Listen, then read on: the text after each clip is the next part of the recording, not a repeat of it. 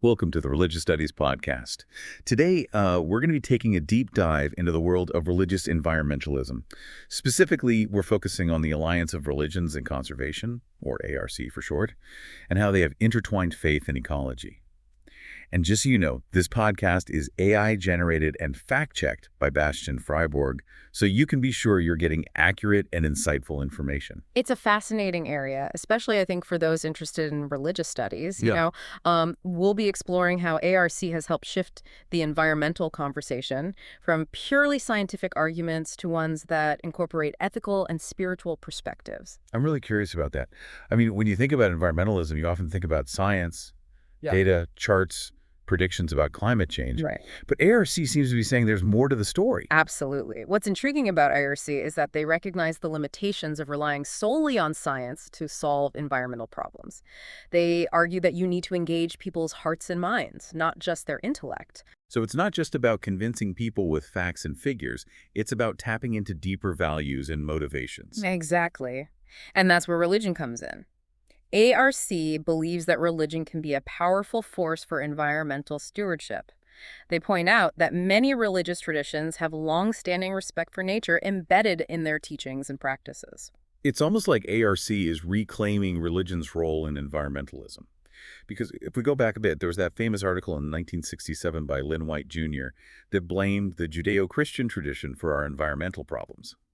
He argued that the idea of human dominion over nature led to exploitation and disregard for the natural world. It's right, and White's thesis sparked a huge debate.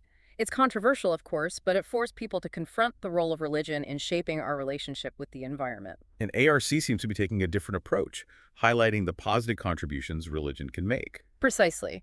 ARC sees itself as a bridge between the world of faith and the world of ecology. Okay, let's unpack that a bit. Where did ARC come from? How did it become this bridge-building organization? Well, its origins are actually quite surprising. ARC was founded in 1986 by Prince Philip, who was then the president of WWF International. The first major ARC event was held in Assisi, Italy, the birthplace of St. Francis, the patron saint of ecology. That choice of location seems very deliberate. It was highly symbolic. Holding the meeting in a place so closely associated with reverence for nature signaled ARC's intention to bring together religious leaders and environmentalists from around the world. So right from the start, they were making a statement about the interconnectedness of faith and ecology. Absolutely. And out of that event in Assisi, ARC was born. It began as a network under WWF International, and then in 1995 became an independent NGO. But they've maintained close ties to WWF, haven't they? Especially with WWF UK. Yes. And they've also expanded their partnerships to include organizations like the World Bank and even the UN. It's interesting that ARC itself is a secular organization, but it works with all these major players, both religious and secular. It seems like they're able to move between those worlds quite effectively. That's one of ARC's strengths. They act as mediators, helping religious communities find their own voice within the environmental movement and facilitating collaboration between faith groups and larger institutions. So they're not just about bringing people together for conferences and dialogues. They're actually involved in practical projects on the ground. Absolutely. They've implemented a wide range of initiatives all over the world, partnering with diverse religious communities to address specific environmental challenges. Can you give us a few examples? I'm curious to see how this actually plays out in practice. Certainly. One captivating example is their work in Japan with Jinja Hansho, the Association of Shinto Shrines. I read a bit about that. It involves sustainable forestry practices, right? Yes. Shinto has a profound reverence for nature, seeing trees and forests as sacred spaces. So ARC has partnered with Jinja Hansho to encourage Shinto shrines to use certified timber in their temple construction and promote responsible forest management in the surrounding areas. So they're working within the existing belief system, leveraging the tradition's own values to promote ecological practices. That's really smart. It is. Another great example is the Green Pilgrimage Network, a global initiative involving sacred sites from all over the world and across many different faiths. Ah, yes. They encourage pilgrims to be more environmentally conscious, right? Exactly. The Green Pilgrimage Network aims to make pilgrimages more environmentally friendly, raising awareness of local ecological issues and promoting sustainable practices among pilgrims and the communities they visit.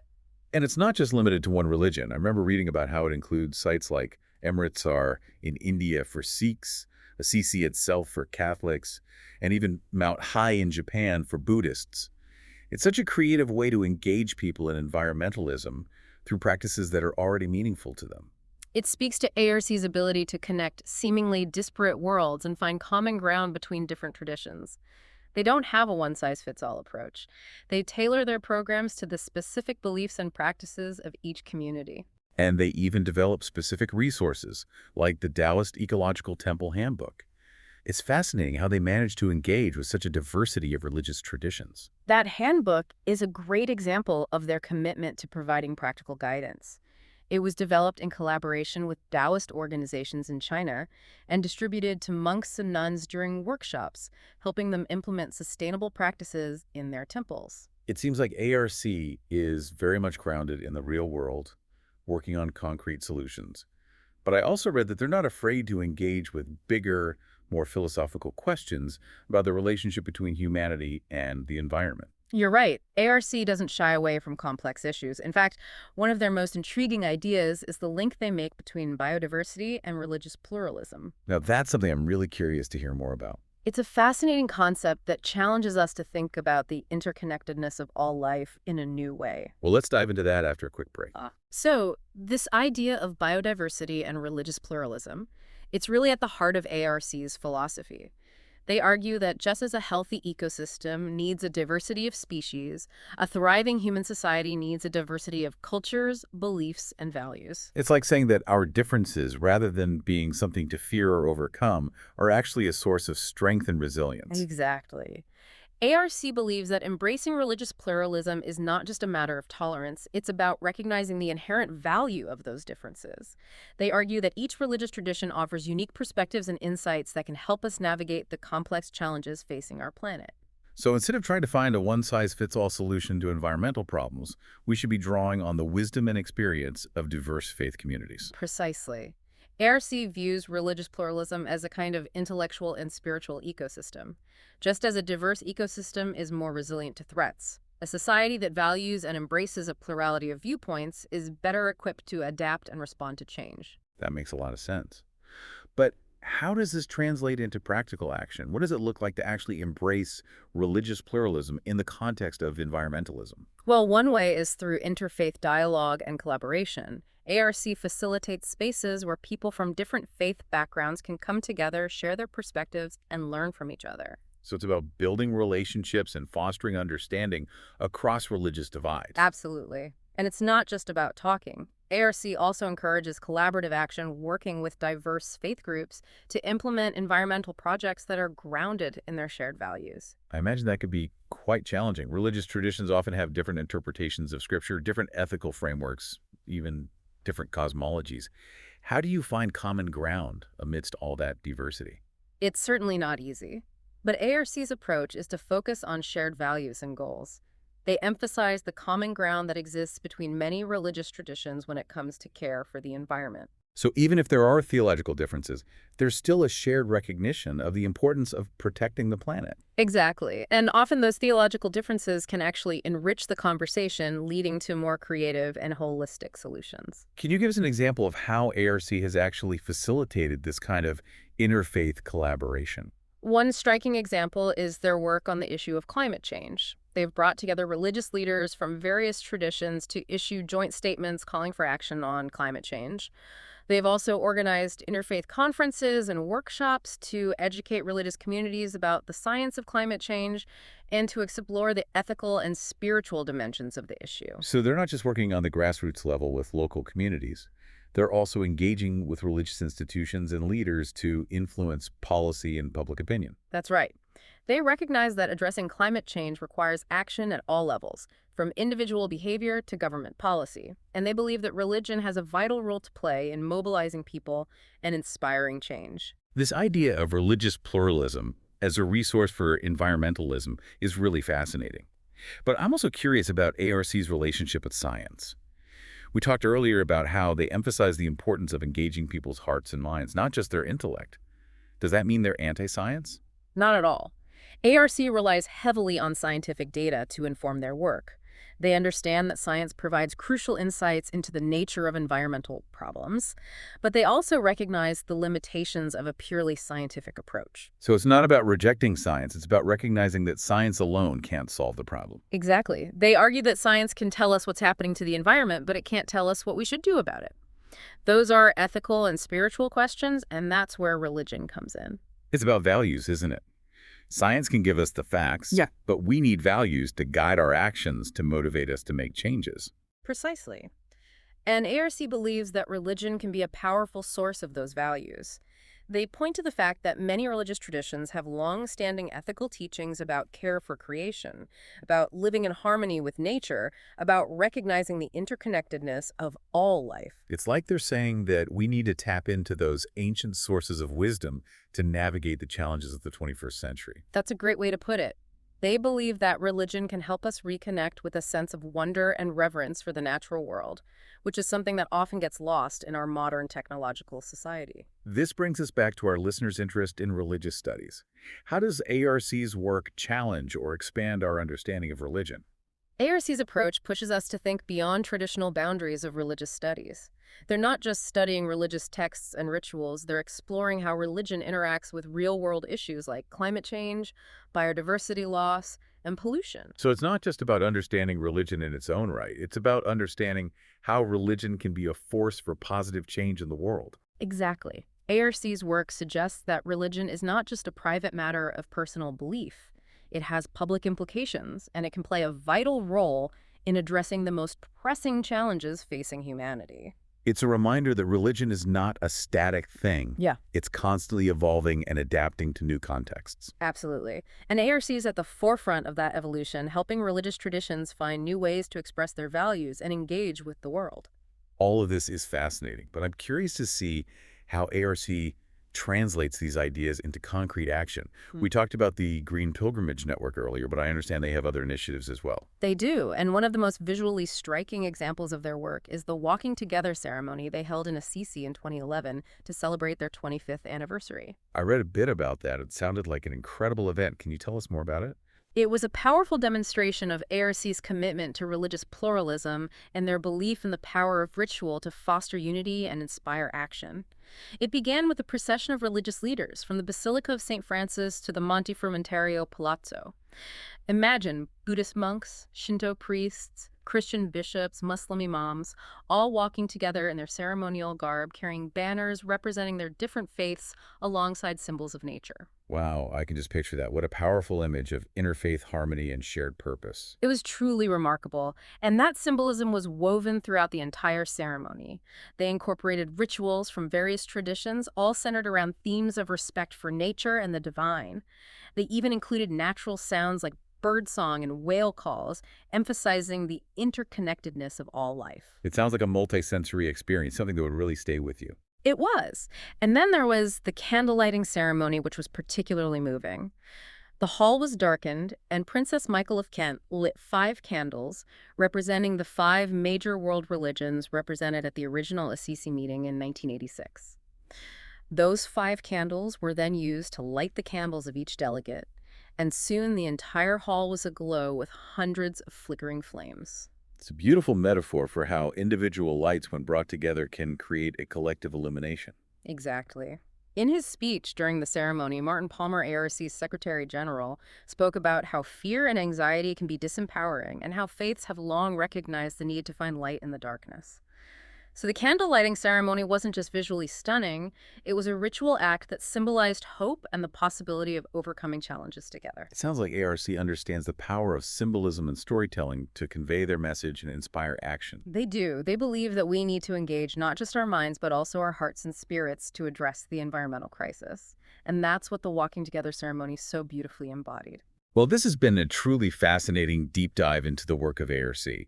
I'm starting to see why our listener is so interested in this organization. They're really pushing the boundaries of how we think about the intersection of religion and environmentalism. They are, and they're doing it in a way that is both deeply rooted in tradition and remarkably innovative. Before we wrap up, I'm curious to hear more about ARC's critique of the myth of progress. I read that they're skeptical of the idea that technology alone can solve our environmental problems. That's right. ARC recognizes that technology can play a role in mitigating environmental damage, but they argue that we need a more fundamental shift in our values and worldview if we're going to create a truly sustainable future. It's like they're saying we need a change of heart, not just a change of technology. Exactly. And they believe that religion can be a catalyst for that change of heart. They point to the fact that religion has always dealt with questions of meaning, purpose, and values. And in a world facing an ecological crisis, those questions are more urgent than ever. So it's not about going back to some idealized past. It's about drawing on the wisdom of religious traditions to navigate the challenges of the present. Precisely. ARC believes that religion can help us rediscover a sense of humility, responsibility, and interconnectedness with all life. And those are the values we need to cultivate if we're going to create a more just and sustainable world. Well, this has been an incredibly insightful conversation. Before we wrap up, is there one key takeaway you'd like our listeners to remember about ARC's work? I think the most important thing to remember is that religion is not a monolithic entity. There's a tremendous diversity of beliefs and practices within and across religious traditions, and ARC's work demonstrates that this diversity can be a source of strength, creativity, and resilience in the face of global challenges. It's a reminder that we should never underestimate the power of religion to inspire, to mobilize, and to transform. Absolutely. And as we navigate the complexities of the 21st century, we need all the hope and inspiration we can get. Well said. And on that note, we'll conclude this deep dive into the Alliance of Religions and Conservation. A huge thank you to you for sharing your insights with us. It's been my pleasure. And to our listeners, thank you for joining us on this journey into the world of ARC. I think it's safe to say that they're doing some truly groundbreaking work. I agree. They're really pushing the boundaries of what it means to be religious in the 21st century. And for our listener who's particularly interested in religious studies, I think ARC offers a fascinating case study of how religion is evolving and adapting to meet the challenges of our time. Absolutely. Their work raises important questions about the role of religion in public life, the relationship between faith and science, and the power of interfaith collaboration. It's like they're saying that religion isn't just about personal beliefs or rituals. It's about engaging with the world and working to make it a better place. Precisely. And they're showing us that religion can be a powerful force for positive change, especially when it comes to protecting the environment. So as we wrap up this deep dive, what's one big question you'd like to leave our listeners with? Something for them to ponder as they continue exploring this topic. Given that climate change is a global problem that requires global solutions, how can interfaith collaboration offer new perspectives and inspire greater action? That's a great question to leave our listeners with, and it's a question that has no easy answers. But I think ARC's work offers a hopeful example of what's possible when we bring together diverse voices and perspectives in pursuit of a common goal. I agree.